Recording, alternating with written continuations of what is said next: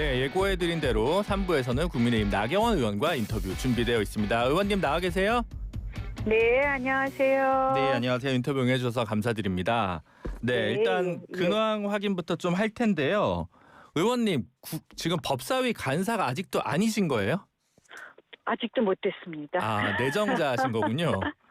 도대체 이 여당 주장, 야당 주장은 각각 정하는 건데 이것도 못하게 하니 참 이게 국회가 맞나 합니다. 아, 네. 사실은 5선이시면 사실 간사 자리에 가시는 것 자체가 약간 의아하다라는 평가도 있긴 했거든요. 위원장을 하시거나 부의장을 하셔야 될 선수인데. 그렇죠. 네. 네, 뭐 국회의장도 5선 의원이십니다. 네. 사실은 그런데요.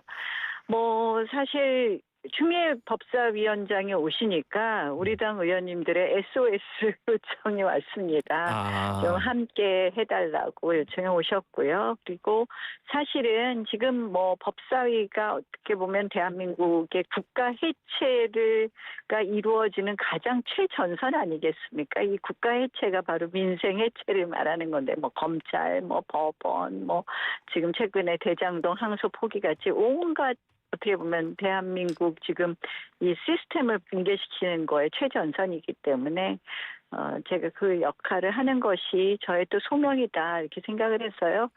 오선 의원님은 좀 이런데 앞장 안 서고 보통들 뒤로 가는 경우가 많은데 네. 그래도 너무 어려울 때니까 앞장 서야 되겠다 하는 마음으로 같이 하게 되었습니다. 네, 저희 요즘 보면 초선 재선이 아니라 당 대표나 원내 대표 하신 분들이 공격수를 해서 참 많이 당황스럽다라는 생각도 좀 들기는 합니다. 네, 어쨌든 국회가 그만큼 어떻게 보면 이 합의라는 건 없어지고 이렇게 크게 충돌하고.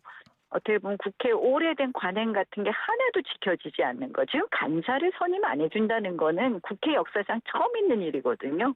간사 없이 국정감사가 있었다. 헌정사상사의 길이 남을 일입니다. 이런 일을 자행하고 있습니다. 한마디로. 그러면 실제로 지금 협의 없이 그냥 다 지명이 되고 법사위에 돌아가고 있는 건가요? 뭐 그것뿐만 아니라 그냥 오늘은 7분이다. 오늘은 5분 발언해라. 뭐 거의 추미애 위원장 마음대로죠. 뭐 의사진행 발언이라고 뭔가 의사에 관해서 이렇게 해달라 이런 건의를 보통은 여야가 회의할 때 한 명씩 하게 되는데요. 여당은 주고 저희는 안 주고 뭐 신상 발언도 여당은 주고 저희는 안 주고 뭐 아주 비일비재하고요. 우리 당의 간사만 임명 안 해주는 것뿐만 아니라 이 상임위 밑에는 또 소위원회라는 게 있습니다. 두 개 있죠. 그런 네. 소위원회가 법사위는 조금 더 여러 개가 있는데 네네네. 1소위, 2소위, 예산소위, 청원소위 이렇게 있는데요. 소위의 위원을 요렇게 해달라. 우리 지금 어느 의원이 당직을 맡아서 바쁘니까 좀 바꿔달라. 이걸 두 개를 요구했는데요. 아예 올리지를 않습니다. 네, 알겠습니다. 그래서 이거는 선수도 마음대로 정하고 주장도 마음대로 정한다. 저희가 이건 좀 심하지 않냐 이렇게 생각합니다. 알겠습니다. 대장동 항소 포기가 지금 가장 뜨거운 이슈인데요. 이거 관련해서 몇 가지 좀 여쭤보도록 하겠습니다. 일단 국회 국정조사를 놓고 여야 간에 좀 뭐 대상이나 범위 이런 거 가지고 협의가 아직 잘 안 되고 있는 것 같은데 현재 상황이 어떤지 좀 말씀을 부탁드리겠습니다. 참 민주당이 머리는 잘 써요. 우리가 이 항소 포기를 사실은 지금 뭐 우리 검사장들이 지금 이제 사의를 표명하고 집단으로 의견을 표시할 만큼 이 항소 포기라는 것은 상식적으로 법상식적으로 있어서는 안 되는 일인데 이 문제 저희는 결국은 이거는 권력 강압에 의한 항소 포기라고 보는데요. 이 문제를 제기했더니 갑자기 조작 기소를 살펴보자는 거예요. 그러면서 국정조사. 그래서 저희는 좋다. 다 그런 국정조사 해보자 이렇게 주장을 하고 있는데요. 이 민주당하고 아마 민주당은 좀 대상도 그렇게 좀 좁히자 이런 거고 뭐 국정조사도 새로 구성하지 말고 법사위에서 하자 이런 거고 저희는 당연히 조작 뭐 당신들이 조작 기소라고 하니 A부터 Z까지 낱낱이 밝혀보자. 권력 강압에 의한 항소 포기까지. 그러고 이거는 새로 또 국정조사를 하면 18명 정도 보통 구성하니까 법사위의 구성보다는 조금 우리 당이 한석 유리해지거든요.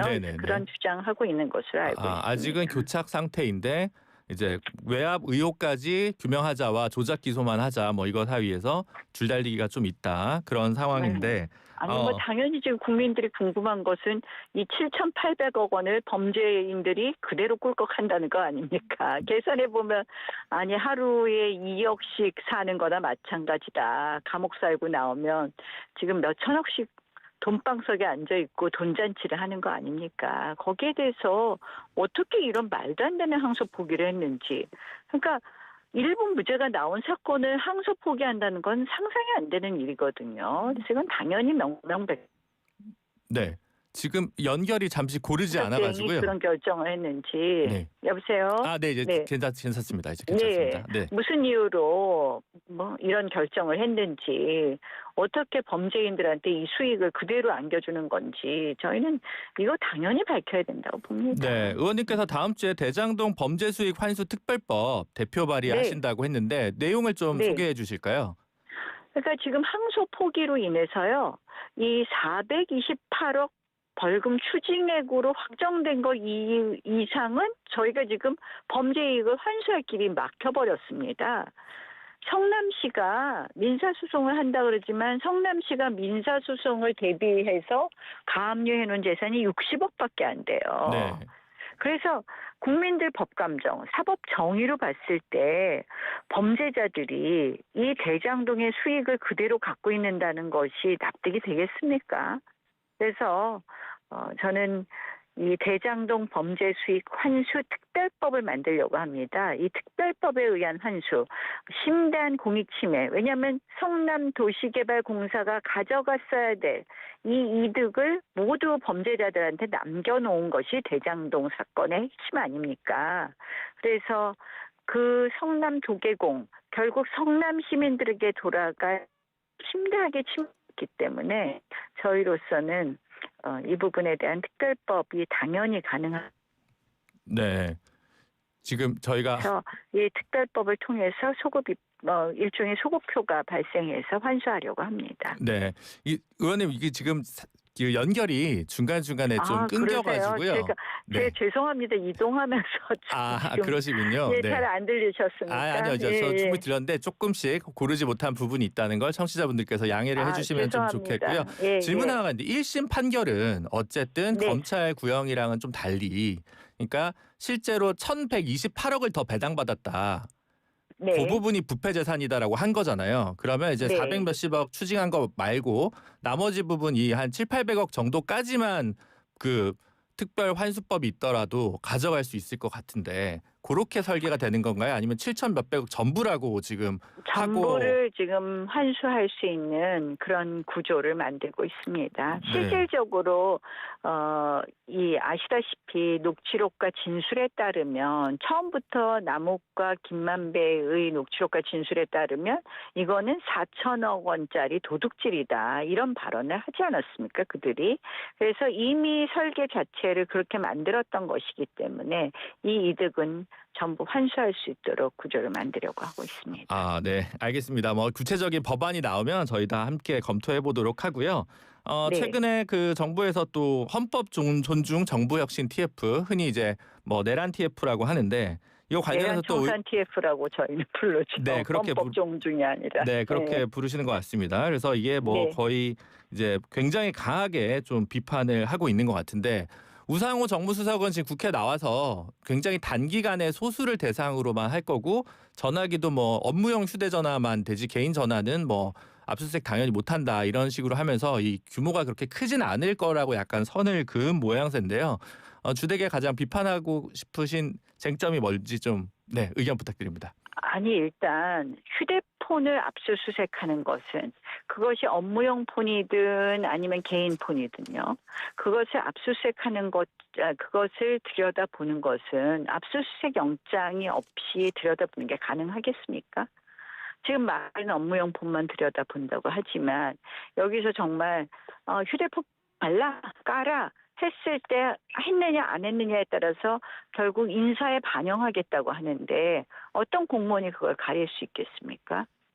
저는 도저히 이 뭐 단기간 뭐 소수 이런 말로 진실을 가리면 안 된다라고 생각을 합니다. 아시다시피 휴대폰에는 개인의 역사가 들어있고요. 사생활이 다 들어가 있는 겁니다.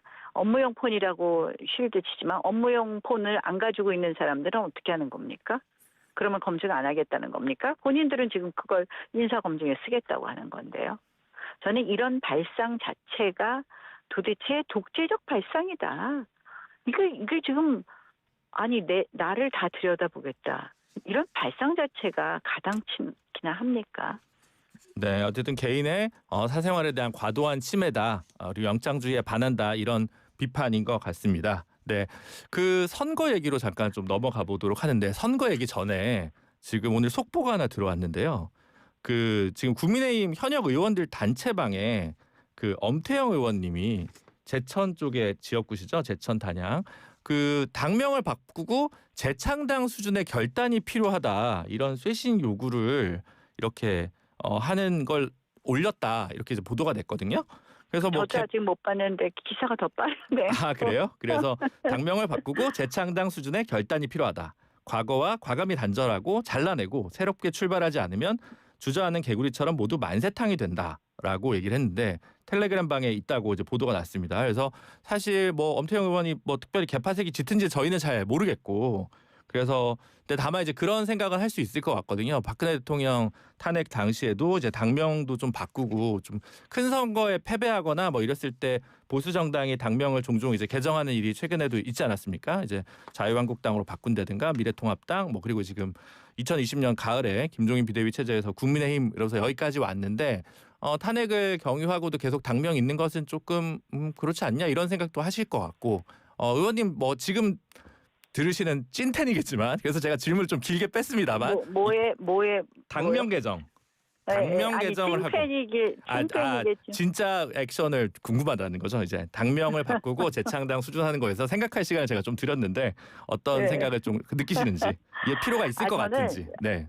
저는 뭐 이런 생각을 합니다. 사실 이제 제가 지방선거 기획단장도 맡고 있는데요. 이 지방선거 기획단에서 하는 것이 과연 내년 지방선거를 준비하기 위해서 뭐 구체적인 공천 룰의 원칙을 정하고 뭐 이런 것도 있지만 결국 어떻게 하면 우리가 지방선거를 이길 수 있는가를 진지하게 고민해야 된다고 보는 고민하고 그런 어떤 비전 또는 어떤 방향성을 제시해야 된다고 생각을 하는데요.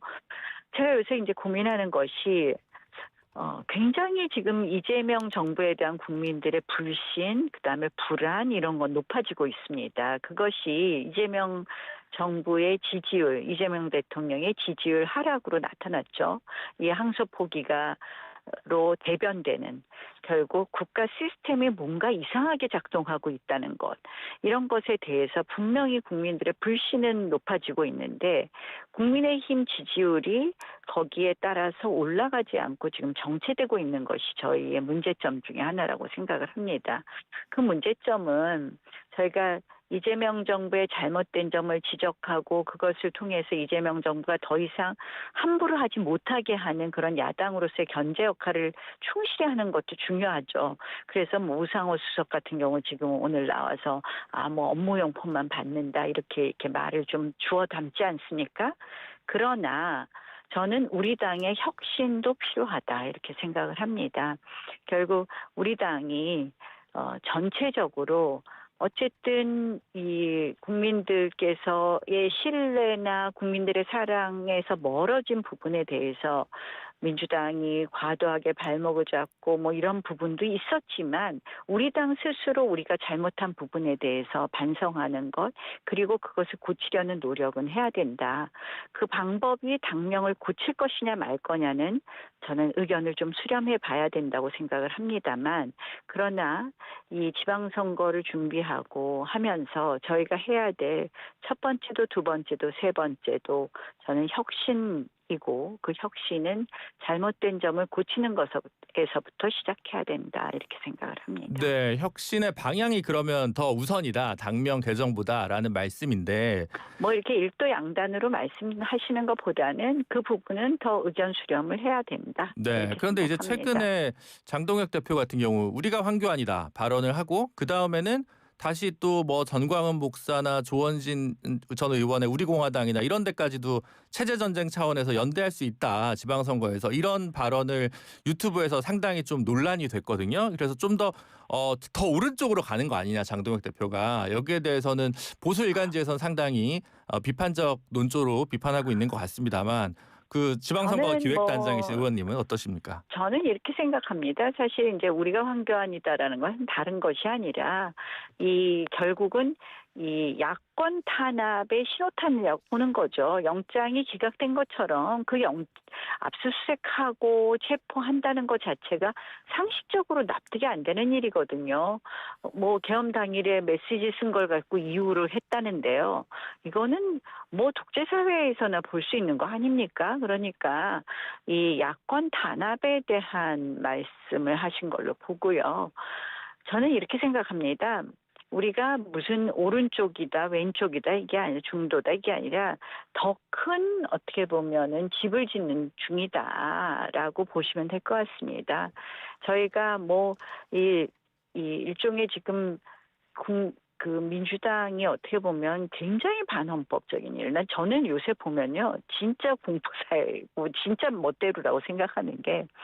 그 뭐 현수막 같은 거 막 마음대로 하자고 그렇게 하더니 이제는 또 현수막도 손보겠다 그러잖아요. 그러니까 현수막 손보죠. 공무원 폰 열어보겠다 그러죠. 이런데 누구는 되고 누구는 안 되고가 아니라 여기에 대해서 저항하는 분들은 또 이러한 어떻게 보면 민주당의 여러 가지 잘못된 행태에 대해서 지적하는 분들은 우리가 큰 집을 지어서 우리 중심으로 다 이렇게 함께하자 이런 취지라고 봅니다. 네, 큰 집을 지어야 된다라는 말에 뭐 보수적인 시민들이 많이 동감을 하실 텐데 집을 짓다가 계속 좀 문제가 생기는 것 같습니다. 박민영 대변인이 김혜지 의원 저격한 문제 관련해서 뭐 장애 비하 발언이라는 문제도 있지만 친한계 저격이다 이런 이제 비판들이나 그 맥락들을 좀 해석하고 있지 않습니까? 그리고 사표를 반려하고 엄중 경고 조치로 끝낸 것이 조금 너무 약하지 않냐라고들 얘기를 하는데 이 대목들은 좀 어떻게 보고 계십니까? 그래도 빠르게 당이 엄중 경고 조치를 했고요. 아마 이제 본인 취지보다는 좀 과한 발언이 된 것 같습니다. 분명히 잘못된 발언이고 그 부분에 대해서는 본인도 좀 반성해야 될 거라고 생각합니다. 네, 그러면 한동훈계라고 하는 정치 세력을 같이 끌어들이는데 좀 소극적이다. 장동혁 체제가 이런 얘기들이 좀 많이 있는데 어쨌든 당의 중진으로서 혹은 지방선거 기획단장으로서 이 점은 좀 어떻게 보십니까? 필요하면 한동훈 대표를 다음 내년 6월 지방선거나 재보궐선거에 차출할 수 있다? 없다? 저는 이거는 차출의 문제가 아닙니다. 저는 늘 얘기하는데 선거는요. 그 공정한 틀로 그 각자 원하면 뛰게 하는 거지 누구는 뭐 어디다가 꽂아주고 이런 선거하면 안 됩니다. 저희 당이 가장 큰 문제가요. 이 자의적으로 몇 명이 결정해서 누구는 어디 가라 누구는 이렇게 하는 게 문제라고 생각을 합니다. 그래서 뭐 한동훈 대표도 하고 싶으면 뭐 경선에 뛰어들면 되는 거고요.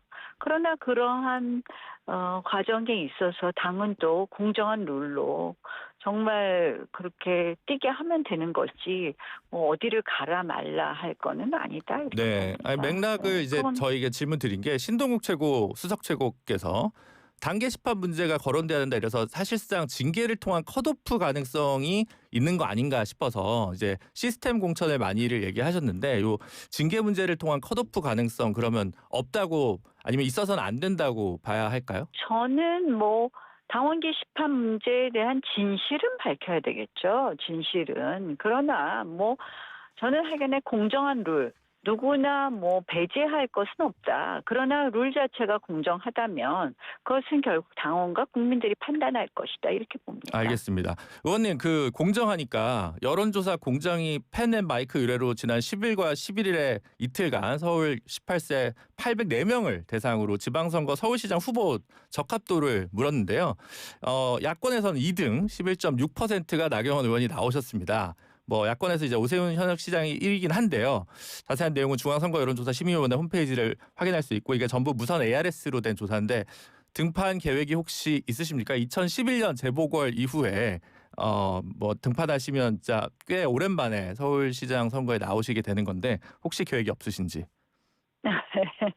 지금 사실은 뭐 대장동 문제 국가 해체 작업에 대해서 법사위 최전선에 쓰느냐고 일단은 그 부분에 대해서 깊이 고민해 보지는 못했습니다. 그러나 어쨌든 내년 지방선거는 반드시 이겨야 되는 선거고요. 그 지방선거를 이길 수 있는 부분에 대해서 고민해 보겠습니다. 늘 그렇듯 배제하지는 않으신다라는 그러면 기사가 나도 괜찮다는 말씀으로 저희가 꼭 이렇게 해갖고 그 기사를 꼭 쓰고 싶어 하시는데요. 그냥 지금 현재로는 사실은 지금 주어진 일들이 너무 막중한 일이 많아서 일단은 그 일에 전념을 하고 있다라는 정도로 이해해 주시면 되겠습니다. 네, 아니 박주민 의원도 출마하면서 이제 나경원 의원이랑 대결할 가능성이 크다라고 이제 인터뷰가 또 있더라고요. 그래서 뭐 저희가 질문 안 할 수밖에 없었습니다. 마지막으로 좀 뭐 오랫동안 여러모로 논란이 있었는데 그 2019년 당시 패스트트랙 그 선거제도 관련해서 충돌 사건의 1심 선고가 6년 만인가요? 이제 곧 열린다고. 민주당 같이 기소된 민주당 의원들은 아직 결심도 안 됐습니다. 박범계 의원 아직도 결심도 안 됐습니다. 네, 등을 비롯한. 그래서 이제 어쨌든 그 당시 원내 대표였고 또 사진 때문에 다소 오해받은 부분도 분명히 있는 것을 이제 많은 시민분들이 알고 계신데 어떤 마음으로 결과를 기다리고 예상하고 계십니까? 저는 사실 이제 이 사건의 발단은 하루에 2명의 의원을 바꿔쳐 버렸습니다.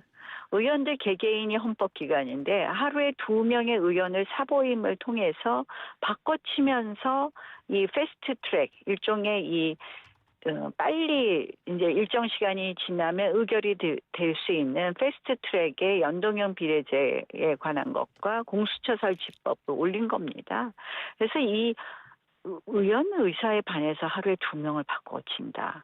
그러니까 상상이나 가는 일입니까? 결국은 의회 민주주의가 패퇴되게 된 그 시발점이 된 사건이었는데요. 거기에 저희가 저항하는데 오히려 민주당과 민주당의 지시를 받은 방어원들이 빠루를 쇠 지렛대를 들고 와서 문을 뜯은 거고 저희는 오히려 그때 뭐 상당히 부상을 입은 의원들이 꽤 있었거든요. 그래서 결국 이것이 어떻게 보면은 지금의 민주당 마음대로 하는 의회 독재의 시발이 되었다고 생각하기 때문에 이러한 부분에 대해서 저는 법원이 현명한 판단을 해주실 거라고 생각을 하고요. 그때 기소도 얼마나 자의적으로 됐냐면요. 그 똑같이 행동을 했는데 이번에 뭐 재판할 때 막 들어보니까 그래요. 똑같이 행동을 했는데 모모 의원들은 막 기소 안 되고 또 우리 이렇게 지금 기소된 의원들이 있는데 기소된 의원들이 그때 좀 활발하게 그 당시 여당을 비판했었던 의원들은 전부 기소되고요. 뭐 또 그 약간 뭐 판검사 출신들은 저 같은 경우 빼놓고는 다 조금 봐주고 막 이랬더라고요. 정말 기소 자체도 자의적으로 좀 됐고 그 이후에 이렇게 의회가 지금 보면 국회가 국회입니까? 국회는 합의 정신이 제일 먼저예요. 근데 맨날 손만 뻑 해서 들으려는 거예요. 근데 아니 검찰청을 폐지하는데도요. 국회에서 검찰청 폐지하고 방통위 폐지하고 하는데 딱 30분 토론했어요. 우리 법사위에서.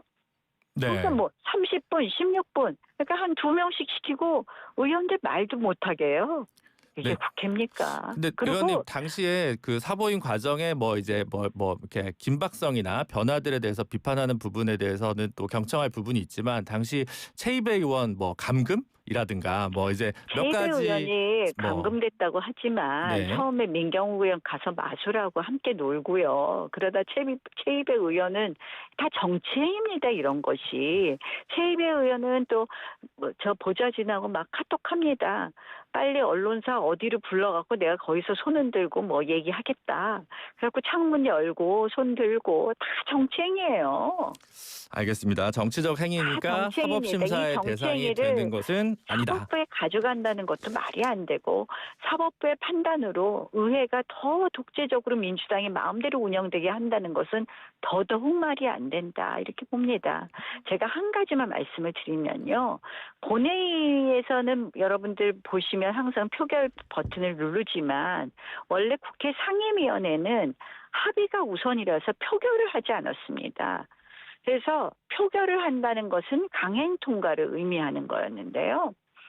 19대 20대는요. 4년 내내 중에 국회 전체 상임위에서 10건, 20대는 7건 상임위에서 표결이 있었는데요. 지금 22대 들어와서 몇 건 표결이 있었는지 아십니까? 지금요. 140건 표결했습니다. 140건. 네. 이렇게 하면요. 민주당 마음대로 그냥 민주당이 오늘 이거 해야 되겠다. 그럼 표결해서 그냥 올려요. 법사위에 오면 또 표결해요. 이건요. 국회가 아닙니다. 그러면 우리 뭐 300명씩 있습니까? 국회 해산해갖고 한 10명 갖고 하라 그러세요. 그냥. 네, 알겠습니다. 의원님 이거는 시간 국회가 관계상 아닙니다. 저희가 뒤에 네. 또 순서가 있어서 오늘 말씀은 여기까지 네. 듣도록 하겠습니다. 오늘 예, 인터뷰 해주셔서 고맙습니다. 감사합니다. 네, 네. 네, 지금까지 국민의힘 나경원 의원이었습니다.